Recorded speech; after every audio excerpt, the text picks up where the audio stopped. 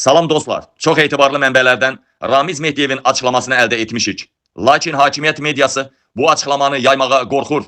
Ramiz Mehdiyevin açıqlamasında bildirilir: Məni nə İlham Əliyev, nə Mehriban Əliyevanın cürəti çatmaz həbs eləməyə.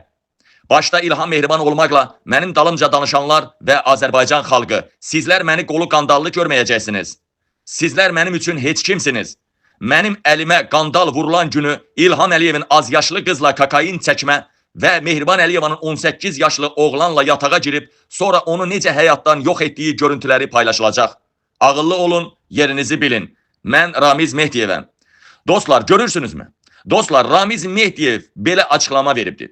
Əgər Ramiz Mehdiyev əli qandallı məhkəməyə aparılması, həbsxanaya salınması görüntüləri paylaşılmazsa, deməli Ramiz Mehdiyevin iddiaları doğrudur. Ona görə Ramiz Mehdiyevin əlinə qandal vurulmur, həqiqi həbsxanaya salınmır.